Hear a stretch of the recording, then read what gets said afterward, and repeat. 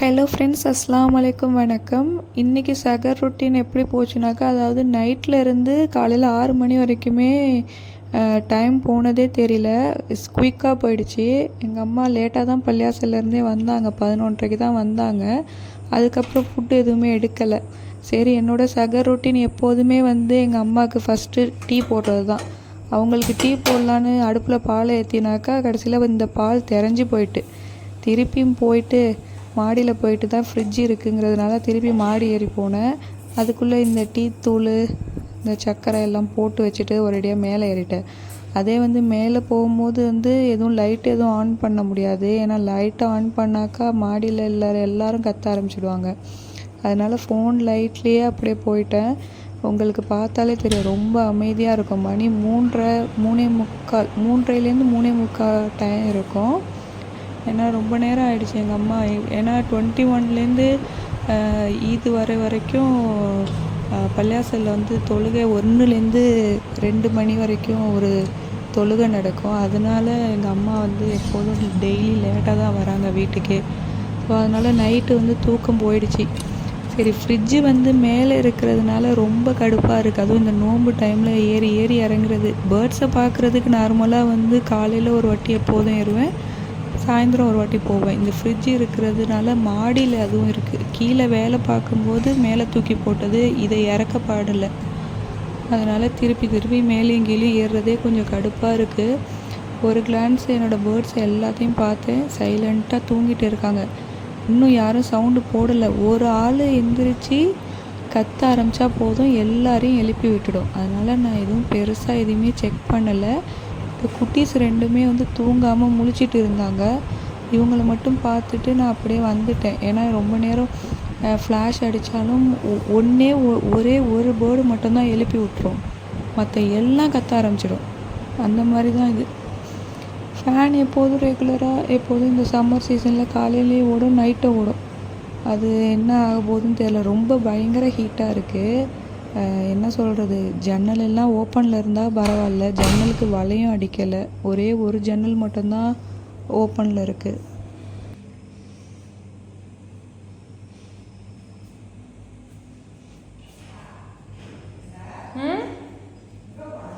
பால் திறஞ்சிருச்சுமா.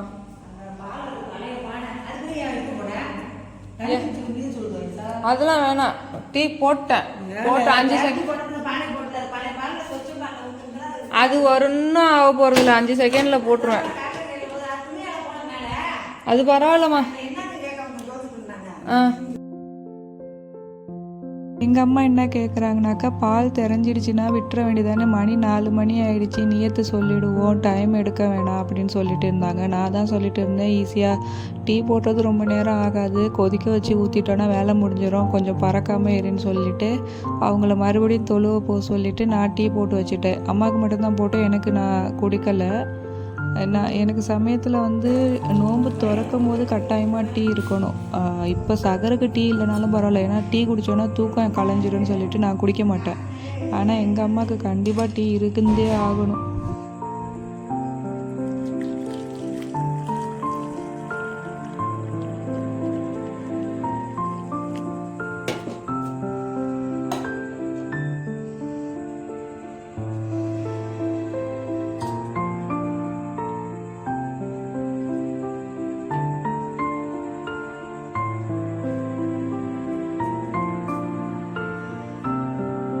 தொற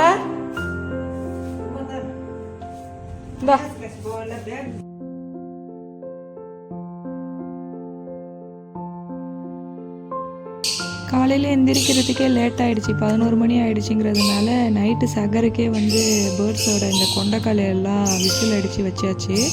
ஏன்னா நம்ம சாப்பிட்ற மாதிரி தான், லைட்டாக உப்பு போட்டு எப்போதும் போல் செய்கிற மாதிரி தான். ஏன்னா என்னோடய பேர்ட்ஸ் நார்மலாக ஊற வச்சது எதுவுமே திங்காது, வேஸ்ட் ஆகும். அதனால் குக்கரில் 2 விசில் 3 விசில் அடிச்சிட்டோன்னாக்கா இது ஈஸியாக சாப்பிட்றதுங்க. மற்றபடி வேக வச்சு கொடுக்குறதுல யாரும் வேக வச்சு கொடுக்க மாட்டாங்க, சும்மா அப்படியே பச்சையாக தான் கொடுக்குவாங்க. ஆனால் என்னோடய பேர்ட்ஸு தான் சாப்பிட மாட்டேங்குது, வேஸ்ட் ஆகுன்னு சொல்லிட்டு சரி வேக வச்சே கொடுத்துருவோன்ட்டு நான் அப்போலேருந்து இப்போ வரைக்குமே வேக வச்சு தான் கொடுத்துட்ருக்கேன். இதுதான் லூட்டினோ ஹேண்டிகேப். லாஸ்ட் வீடியோவில் கூட இந்த ஏணி வச்சது காமிச்சிருப்பேன். இது கரெக்டாக அந்த ஏணிலலாம் ஏறி உட்காந்துட்டு இருந்தது. நான் அது லாஸ்ட்டாக இந்த வீடியோவில் அட்டாச் பண்ணியிருக்கேன், அதையும் பாருங்கள். இந்த பேர்டு மட்டும்தான் வந்து கிட்டனை வரும், மற்ற பேர்டு எதுவுமே கிட்டனை வராது. நான் இந்த கேஜை ஓப்பன் பண்ணோன்னுமே எல்லாம் ஓடி போய் பாக்ஸில் உட்காந்துக்கும். ஆனால் இந்த லூட்டினோ மட்டும்தான் கிட்டனை வரும், பயப்படவே பயப்படாது, ரொம்ப கிட்டனை வரும். நான் தண்ணி கொண்டுட்டு போய் வச்சாலும் அந்த பாக்ஸ் மேலே தான் உட்காந்துருக்கும், பயப்படாது. மற்ற பேர்டு எல்லாம் தெரித்து ஓடிடும். ஆனால் இது வந்து நான் டேம்லாம் பண்ணல, நார்மலாக உள்ள பேர்டு. ஆனால் பயப்படாது என்கிட்ட மட்டும். இதுவும் அப்படி தான். இன்னொரு கேஜில் இதே மாதிரி மர கேஜில் வந்து டைலிட் ஒன்று இருக்குது, அதுவும் பயப்படாது. நான் எப்போ தீனி வச்சாலும் சரி, ட்ரே க்ளீன் பண்ணாலும் சரி, இது மட்டும் போய் பாக்ஸில் பூராது, வெளியிலே தான் நிற்கும். ரொம்ப நாள் ஆச்சு. பீட்ரூட்டு தான் இடையில தொடர்ந்து போட்டுகிட்டே இருந்து அதுங்களுக்கே வெறுத்து போயிட்டு. இப்போ பீட்ரூட் எல்லாம் வந்து கொஞ்ச நாளைக்கு ஸ்டாப் பண்ணிவிட்டு கொண்டக்கடலை அப்புறம் காராமணி இதுங்களெல்லாம் மாற்றி தான் போடணும். ஏன்னா கொண்டக்கடலையும் நிறையா போடக்கூடாதுன்னு சொல்லுவாங்க எங்கள் அம்மா. அதனால் எப்போயாவது ஒரு வாட்டி தான் யூஸ் பண்ணுறது. இந்த கொண்டக்கடலையை விட கருப்பு கொண்டக்கடலை ஒரு தடவை வாங்கி போட்டால் அது சுத்தமாக வாயிலே வைக்கல என்னோடய பேர்டு. சரின்னு சொல்லிவிட்டு அதுங்க எது சாப்பிடுதோ அதை மட்டும்தான் வாங்கி போடுறது. வேஸ்ட்டாக எல்லாத்தையும் வாங்கி போட்டு அதுங்களும் வேஸ்ட்டு பண்ணி பைசாவும் வேஸ்ட்டாக தான் போகும் சொல்லிவிட்டு அதுங்க என்ன சாப்பிடுதோ அதை தான் போடுறது. கேரட் என்னோடய பேர்ட்ஸு சாப்பிடவே மாட்டேங்குது, ஒரு வாட்டி போட்டு வேஸ்ட்டாக போயிடுச்சு. அதனால் பீட்ரூட்டு கொண்டக்கடலை அது மட்டும்தான் போடுவேன். பச்சை பயிறு கூட போட்டதில்லை, முன்னாடி போயிட்டுருக்கேன். இந்த மாதிரி எல்லோரும் யூடியூப்பில் இந்த மாதிரி பச்சை பயிறு இந்த மாதிரி கொண்டக்கடலை ஸ்ப்ரவுட்ஸு சொன்னதுனால முதல்ல இது மாதிரிலாம் வாங்கி போட்டிருக்கேன். ஆனால் பச்சை பயிறு என்னோடய போர்டு சாப்பிடல. அதுக்கப்புறம் தான் அது என்ன சாப்பிடுதுன்னு பார்த்துக்கிட்டு அதுக்கப்புறம் தான் நான் வாங்கி போடுறது. ஏன்னா எல்லாருமே ஒரு மாதிரி வளர்த்துருப்பாங்க. சில பேர்டுக்கு வந்து ப்ரொக்கோலிலாம் கொடுத்து வளர்த்துருப்பாங்க. அது மாதிரி நம்ம பேர்டு சாப்பிடுன்னாக்கா கண்டிப்பாக சாப்பிடாது. போட்டு பழகியிருந்தாக்கா கண்டிப்பாக சாப்பிட்ருக்கோம். என்னோடய பேர்டு எக் ஃபுட்டு கூட இதுவரையும் நான் கொடுத்ததில்ல. ஒரே ஒரு வாட்டி யூடியூப்பை பார்த்து நானும் போட்டேன், சாப்பிட்டுச்சு. ஆனால் வந்து ட்ரே எல்லாம் ரொம்ப ஸ்மெல் அடிக்க ஆரம்பிச்சிடுச்சின்னு சொல்லிவிட்டு நான் அது போடுறதே கிடையாது. உங்களுக்கு வேணும்னாக்கா நீங்கள் எக்கு அவிச்ச முட்டை கூட கொடுக்கலாம். சாப்பிட்டுச்சுன்னா கொடுங்க, போட்டு பழகிருந்தீங்கன்னா கொடுங்க, இல்லைன்னா வேணாம். என்னோடய பேர்டுக்கு நான் அதெல்லாம் கொடுத்து ரொம்ப நாள் ஆச்சு. இதுதான் இப்போது இதுங்களுக்கு இப்போ வந்து கொண்டக்கடலை ரொம்ப நாளைக்கு அப்புறம் சாப்பிட்றதுனால எல்லோரும் உடனே கீழே இறங்கிட்டாங்க. பீட்ரூட்டுனா கூட அப்பப்போ சரி டெய்லி சாப்பிட்றதுன்னு சொல்லிட்டு பொறுமையாக தான் இறங்கும். ஆனால் கொண்டக்கடலையை போட்டோன்னே எல்லோரும் இறங்கிட்டாங்க. இதுதான் நான் தனியாக வச்சுருக்கிற செமி அடல்ட், உங்களுக்கு தெரிஞ்சிருக்கும். இவங்களுக்கு இன்றைக்கி தான் ஃபஸ்ட் டைம் கொண்டக்கடலையே கொடுக்குறேன். அன்றைக்கி வந்து நீங்கள் பார்த்துருப்பீங்க, பீட்ரூட்டு கொடுத்து ட்ரை பண்ணேன். இப்போ கொண்டக்கடலை அந்த பச்சை கலர் டப்பா இருக்கு இல்லையா, அதில் தான் வச்சுருக்கேன். எல்லாம் வந்து எடுத்து பார்த்துட்டு இருக்காங்க என்ன புது ஐட்டம் ஒன்று இருக்குதுன்னு சொல்லிட்டு. இதில் உங்களுக்கு கவனித்து பார்த்தீங்கன்னா தெரியும், 2 லூட்டினோ வந்து பேர் ஆகிற மாதிரி உட்காந்துருக்கு. பார்த்தீங்கன்னா தெரியும் ரைட் சைடில். அந்த 2 லூட்டினோவும் ஃபீடு எக்ஸ்சேஞ்ச் பண்ணிக்குது. உங்களுக்கு பார்த்தா புரியும். ஆனால் ரெண்டுமே சேமாக இருக்குது. எது மேல் எது ஃபீமேல்னு கண்டே பிடிக்க முடியாது. ஆனால் 2 பேராக அது எங்கே போதோ இதுவும் அதே மாதிரி அங்கேயே போய் உட்காரும். அப்படி பார்த்திங்கன்னா ஈஸியாக கண்டுபிடிச்சிடலாம் காலனி கேஜில். எது இதில் மேலுன்னு தெரில. ஒன்று மட்டும்தான் ஃபீடு கொடுக்குது. ஆனால் பார்த்திங்கன்னா ரெண்டும் ஒரே சேம் கலர். அந்த சீக் பக்கமும் ஒரே மாதிரி ரெண்டுத்துக்கும் ரெட்டிஷ் இருக்குது. ரெண்டும் சேம் ஹைட்டு. இது எதோட இதுன்னு எனக்கே தெரியல. ஏன்னா நிறையா லூட்டினோ இருக்குது, அது மாதிரியே நிறையா இருக்குது. உள்ளார பார்த்திங்கன்னா தெரியும், கண்டே பிடிக்க முடியல எது மேல் எது ஃபீமேல்னு. ஸோ அதாவது நைட்டு தூங்கும் போது தான் தனியாக பிரித்து போடணும். ஏன்னா ரெண்டும் பக்கத்தில் தான் தூங்கும், கண்டிப்பாக பேராக தான் தூங்கும். ஏன்னா வேறு ஒரு பேர்டை வந்து பக்கத்தில் உட்காரவே விடாது, கொத்திடும். அதனால் இந்த மாதிரி போட்டு நீங்கள் பேர் செட் பண்ணிக்கலாம். இதில் நீங்கள் பார்க்குறதே தெரியும், இந்த வந்து உட்காருது பார்த்திங்களா இந்த பானை மேலே, அது ரெண்டும் ஒரு பேர். அதை எப்படியாவது பிடிக்கணும், அடையாளம் வச்சு தான் பிடிக்கணும். எப்படி பிடிக்க போகிறேன்னு எனக்கே தெரியல.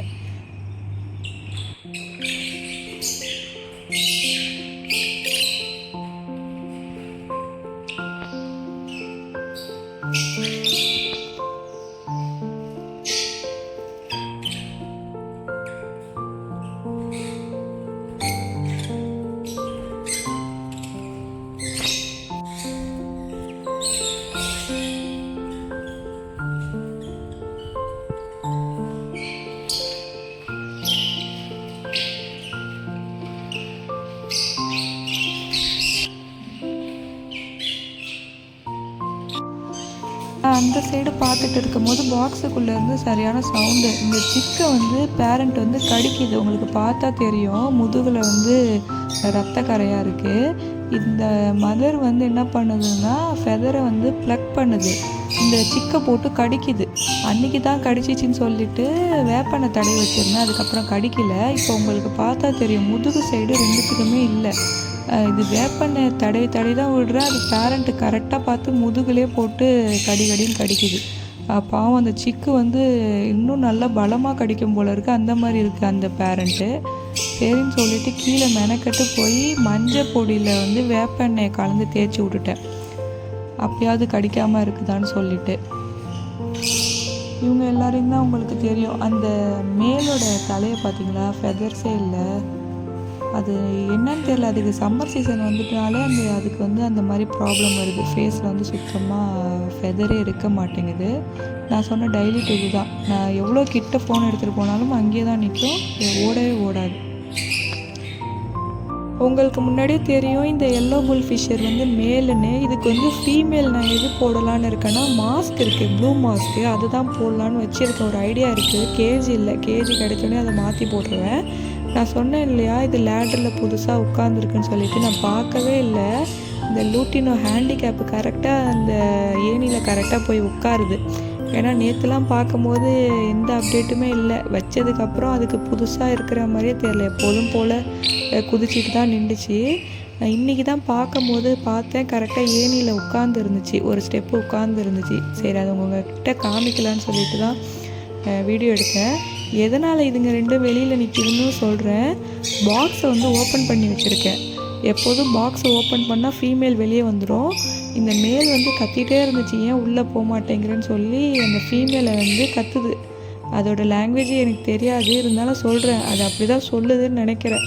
அந்த ஃபீமேலை ஏன் உள்ளே போக மாட்டேங்கிறேன்னு சொல்கிற மாதிரி தான் இருந்துச்சு. ஏன்னா பாக்ஸை வந்து நான் ஓப்பன் பண்ணி வச்சுருக்கேன். பாக்ஸ் ஓப்பன் பண்ணால் எப்போதும் ஃபீமேல் பயந்துட்டு வெளியே ஓடிடும், உள்ளுக்கே வராது. எப்போ கரெக்டாக க்ளோஸ் பண்ணுறோன்னா உள்ளே போயிடும் ஃபீமேலு. ஆனால் மேல் அப்படி கிடையாது, கரெக்டாக வெளியிலே நிற்கும். நான் கையை உள்ளார விட்டாலுமே பயப்படாது. அதனால் நான் பாக்ஸை அது கொஞ்ச நேரம் அந்த ஏணியில் நிற்கிதான்னு பார்க்குறதுக்காக பாக்ஸை வந்து ஓப்பன் பண்ணியே வச்சுருந்தேன். அதே சமயம் வந்து அந்த சிக்ஸுக்கு வந்து முன்னாடியே நான் கீழேருந்து வரும்போதே வந்து கரெக்டாக நான் வேப்பெண்ணெயில் கொஞ்சம் மஞ்சள் பொடி போட்டு எடுத்துகிட்டு வந்துட்டேன், முதுகில் தேய்ச்சி விடுறதுக்கு. ஏன்னா இல்லைனா திருப்பி கடிக்க ஆரம்பிக்கணும். அது கத்துறது வந்து பாக்ஸ்லேருந்து கத்துது நல்லா அந்த சிக்கு. இது போட்டு கடின்னு கடிக்குது அதை போட்டுக்கிட்டு. அது என்ன வெதரை வந்து ப்ளக் பண்ணுறதுனால எதனால் இந்த மாதிரி பண்ணுதுன்னு தெரியல இந்த பேரண்ட் பேர்டு எல்லாம். இன்னொன்று கேஜிலையும் இந்த மாதிரி தான் சிக்கோட முதுகு ஃபுல்லாக பிடுங்கி வச்சுருக்கு அந்த ரோஸ் கேஜில். ஏன் இப்படி பண்ணுதுங்கன்னு தெரியல. அதுவும் ஃபீமேல் தான் இந்த மாதிரி பண்ணுது, மேல் கூட அப்படி பண்ண மாட்டேங்குது. சரின்னு சொல்லிவிட்டு நான் இந்த பேர்டுக்கு மட்டும், இந்த கேஜில் உள்ளவங்க யாருக்குமே தினை இல்லைன்னு சொல்லிவிட்டு இவங்களுக்கு மட்டும்தான் தினை போட்டேன், வேறு யாருக்குமே தினை போடலை. ஏன்னா வேஸ்ட் ஆகுது, இது ஃபுல்லாக வேஸ்ட்டு. ஆனால் புடச்சி வெயிலில் காய வச்சு எடுத்துட்டேன், தூசி எல்லாம் எடுத்துட்டேன். இதில் ஃபுல்லாக அதை தான் திருப்பி பேர்டுக்கு வைப்பேன், ஏன்னா வேஸ்ட் ஆகுது. ஒரு பாண்டு ஃபுல்லாக இருக்குது, அவ்வளோ தினை.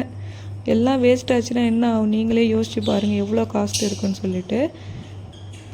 நான் இதுங்களை வந்து மஞ்சள் பொடி ப்ளஸ் அந்த நீம் ஆயில் ரெண்டுத்தையும் கலந்து மிக்ஸ் பண்ணி தேய்ச்சி விட்டுட்டேன் முதுகு ஃபுல்லாக, கடிக்காதுன்னு சொல்லிட்டு. ஏன்னா 2 பேர்டையும் பிடிச்சி கடிச்சு வச்சுருக்கேன் அந்த ஃபீமேலு. உங்களுக்கு பார்த்தா தெரியும், அது முதுகில் கரெக்டாக பார்த்து கொத்தி ரத்தம் வர அளவுக்கு கடிச்சு வச்சுருக்கு. சரின்னு சொல்லிட்டு முதுகு ஃபுல்லாக தேய்ச்சி விட்டேன்.